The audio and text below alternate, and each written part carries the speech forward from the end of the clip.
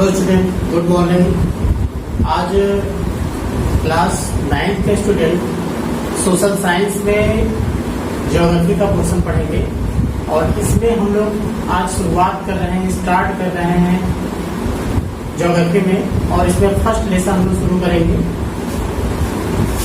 भारत आकार एवं स्थिति।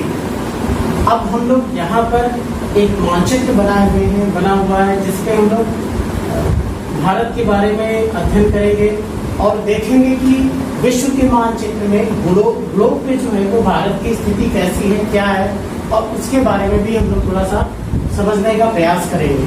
ओके स्टूडेंट, तो सबसे पहले हम लोग ग्लोब देखते हैं। एक पृथ्वी की आकृति, ये ग्लोब है, ग्लोब का प्रतिरूप, पृथ्वी का प्रतिरूप।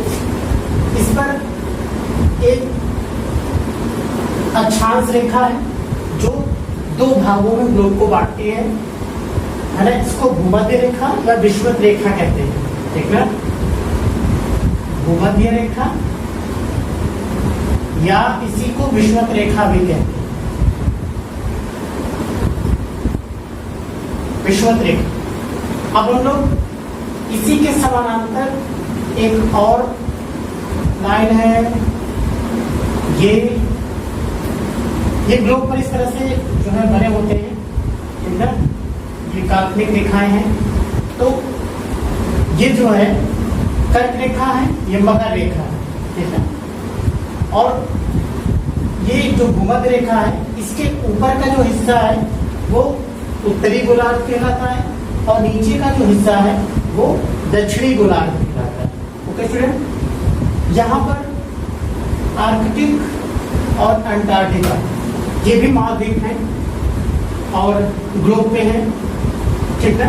तो भारत की जो स्थिति है ग्लोब में वो यहाँ पर इस जगह ऐसे, क्योंकि जो कर्क रेखा है वो भारत को दो भागों में बांटती है।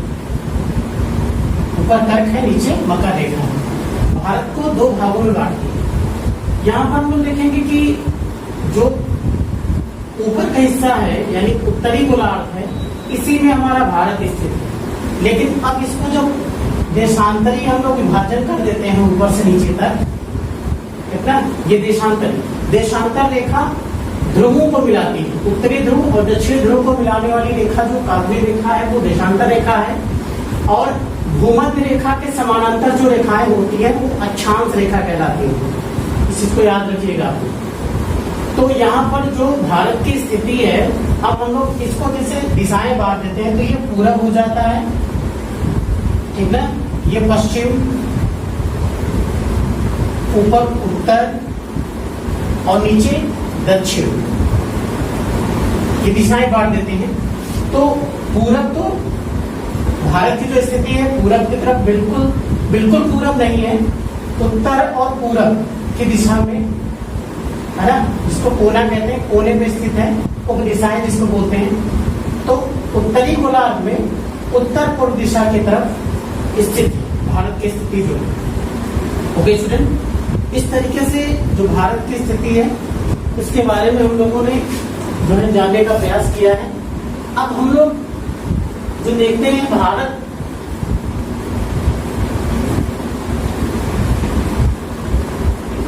अब भारत का विस्तार हम लोग देखते हैं, क्योंकि हम लोग के सामने क्वेश्चन भी एक है कि भारत की स्थिति में विस्तार का वर्णन कीजिए। तो हम लोग भारत की स्थिति को देख लें कि ग्लोब में भारत की स्थिति क्या है, विश्व के मानचित्र पर, विश्व के पटल पर भारत की स्थिति कैसी है। भारत उत्तरी गोलार्ध में स्थित है, कंफर्म हो गया, ठीक है। और जो कर्क रेखा है वो भारत को दो बराबर भागों में बांटती है, इसके बारे में भी कंफर्म हो गया। अब हम लोग देखते हैं यहाँ पर कि अक्षांशीय और देशांतरी विस्तार कितना है भारत का, ठीक है। तो सबसे पहले हम लोग देखेंगे अक्षांशीय विस्तार भारत का। अक्षांश ऊपर से नीचे की तरफ होता है, उत्तरी की तरफ होता है। तो नीचे जो ये हिस्सा है यहाँ पर, ठीक है, 8 अंश 4 मिनट, ये मिनट का निशान होता है। 8 अंश 4 मिनट उत्तर से यहाँ पर ये स्थिति जो होती है 37 अंश 6 मिनट, सॉरी यस 6 मिनट, ये उत्तर 8 अंश 4 मिनट उत्तर से 37 अंश 6 मिनट उत्तर, ये जो है अक्षांशीय विस्तार है भारत का। अब हम लोग देखेंगे देशांतरीय विस्तार। देशांतरीय विस्तार यहाँ से शुरू होता है और ये अरुणाचल प्रदेश का ये हिस्सा है, यहाँ तक आता है, कवर करता है, ठीक है। तो इसका जो विस्तार 68 अंश 7 मिनट पूर्व से 97 अंश 25 मिनट पूर्व की तरफ, ये देशांतरीय विस्तार है भारत का। तो अक्षांशीय देशांतरीय जो विस्तार है वो भारत का जो है 68 अंश 7 मिनट पूर्व से 97 अंश 25 मिनट पूर्व तक ये देशांतरीय विस्तार है। अक्षांशीय विस्तार जो है 8 अंश 4 मिनट से 37 अंश 6 मिनट उत्तरी अक्षांशीय विस्तार है। तो इस तरीके से भारत का जो है अक्षांशीय देशांतरीय विस्तार है। ये जो काल्पनिक रेखाएं इस तरह से भारत का विस्तार जो है वो प्रकट करती हैं। अब हम लोग देखेंगे कि क्योंकि जो भारत का सबसे उत्तरी छोर है यहाँ पर है, भारत का सबसे दक्षिणी छोर ये है, भारत का सबसे पश्चिमी छोर ये है, और पूर्वी छोर अरुणाचल प्रदेश ये गुजरात, ठीक है, जम्मू कश्मीर, ये तमिलनाडु का हिस्सा, कन्याकुमारी, ये इस तरीके से जो है विस्तार है। अब हम लोग देखेंगे कि जो कर्क रेखा है वो भारत के किन किन राज्यों से होकर के गुजरती, थोड़ा ध्यान दीजिएगा यहाँ पे। कर्क रेखा भारत को 2 बराबर भागों में बांटती है, ठीक, इस तरह से। तो 8 राज्यों को जो है कर्क रेखा बांटती है, 8 राज्यों से होकर के गुजरती है। अब यहाँ पर हम लोग देखेंगे सबसे पहले हमारा गुजरात है, इसके बाद आगे थोड़ा सा यहाँ पर जो हिस्सा है वो राजस्थान का है, राजस्थान, थोड़ा सा आगे बढ़ेगा तो मध्य प्रदेश, और थोड़ा आगे तो छत्तीसगढ़, इसके बाद झारखंड, इसके बाद पश्चिम बंगाल, जी, यहाँ पर छत्तीसगढ़, झारखंड, यहाँ पर मध्य प्रदेश, छत्तीसगढ़, झारखंड, यहाँ पर पश्चिम बंगाल, और फिर बांग्लादेश में जो प्रवेश करती है और आगे जब बढ़ती है तो यहाँ पर त्रिपुरा और मिजोरम आता है, यानी त्रिपुरा और मिजोरम। ये इतने राज्यों से, भारत के 8 राज्यों से, 1 2 3 4 5 6 7 8 राज्यों से होकर के कर्क रेखा गुजरती है, भारत को 2 बराबर भागों में बांटती है। ओके स्टूडेंट, अब हम लोग देखेंगे कि भारत का जो मानक समय है, ठीक है, भारत का जो मानक समय है वो ये मानक समय है,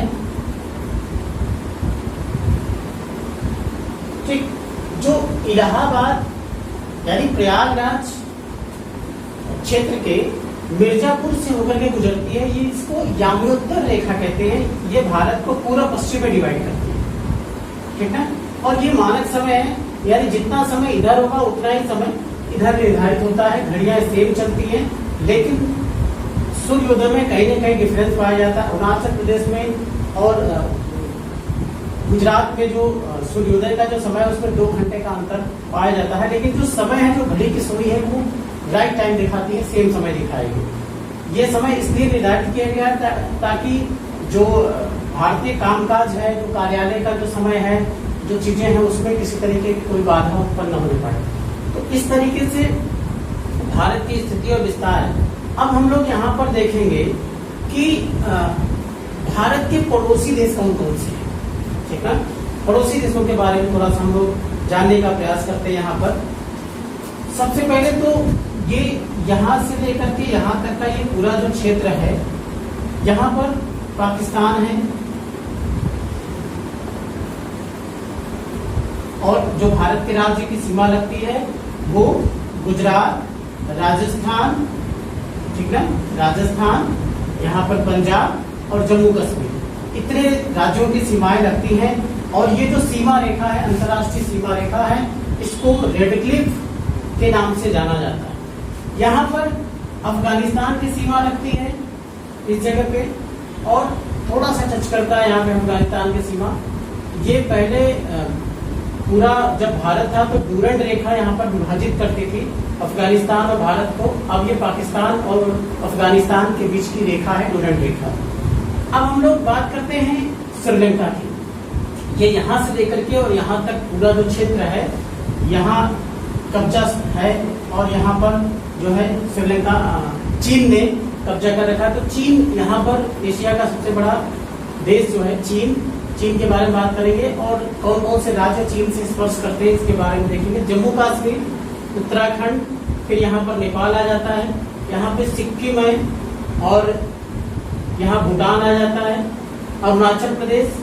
तो इतनी सीमाएं जो है भारत की वो चीन को स्पर्श करती है, और भारत चीन की जो सीमा रेखा है उसको मैकमोहन के नाम से जाना जाता है। ओके स्टूडेंट, मैकमोहन रेखा है। अब हम लोग बात करते हैं म्यांमार की। म्यांमार से अरुणाचल प्रदेश, नागालैंड, मणिपुर, है ना, मिजोरम, इतने राज्यों की सीमा ये म्यांमार से यहाँ स्पर्श करती है। यहाँ पे म्यांमार, ये जो क्षेत्र है यहाँ से लेकर के यहाँ तक, ये क्षेत्र जो है नेपाल का है। नेपाल में उत्तराखंड, उत्तर प्रदेश, बिहार, है ना, पश्चिम बंगाल और सिक्किम, इतने राज्यों की सीमा स्पर्श करती है। यहाँ पर ये बांग्लादेश है।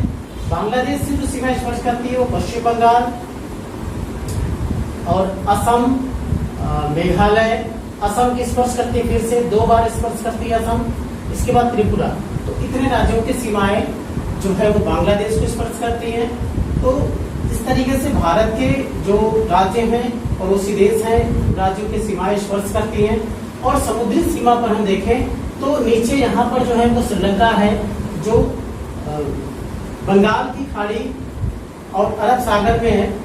तो यहाँ पर भारत में श्रीलंका, भारत के भी जो सीमांकन होता है इसका, भारत और श्रीलंका का, वो नीचे का जो हिस्सा है वो एक तो राम सेतु यहाँ पर है, तो राम सेतु के नीचे का हिस्सा जो है वो मन्नार की खाड़ी, और ऊपर का जो हिस्सा है वो पाक जल संधि कहलाता है, पाक जल डब्ल्यू, ये विभाजन रेखा। यहाँ पर मालदीव है। तो समुद्री सीमा जो है वो श्रीलंका और मालदीव को स्पर्श करती है हमारे। इस तरीके से पूरा विभाजन है। और भारत के जो पूरब में है वो बंगाल की खाड़ी है। यहाँ पर स्टूडेंट, बंगाल की खाड़ी है यहाँ पर, और यहीं पर अंडमान निकोबार द्वीप समूह। यहाँ पर अरब सागर है पश्चिम की तरफ, अरब सागर है, और यहाँ पर लक्षद्वीप समूह। इस तरीके से जो है भारत की कुछ सीमाएं जो है वो बंगाल की खाड़ी और अरब सागर में भी। अब यहाँ पर जो गुजरात राज्य है इसकी जो सीमा रेखा है वो सर्वाधिक है, सबसे ज्यादा समुद्री तट रेखा जो है वो गुजरात राज्य की है।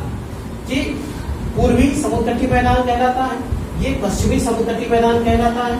पूर्वी समुद्र तटीय मैदान की बात करें तो यहाँ पे पश्चिम बंगाल, उड़ीसा, आंध्र प्रदेश, तमिलनाडु राज्यों की सीमाएं जो है वो पूरब की तरफ है, बंगाल की खाड़ी को स्पर्श करती है। पश्चिम की तरफ जो है यहाँ से स्टार्ट करें तो केरल, कर्नाटक, यहाँ पे गोवा है, फिर ये महाराष्ट्र है यहाँ पर, और ये गुजरात। तो इतने राज्यों की सीमा जो है वो अरब सागर से, यानी पश्चिमी समुद्र तटीय जो है वो राज्य कहलाते हैं। इस तरीके से पूरा जो है वो भारत की स्थिति के बारे में हम लोगों ने आज विस्तार से चर्चा किया है। ओके स्टूडेंट, गुड बाय, आज के लिए इतना ही, बाय।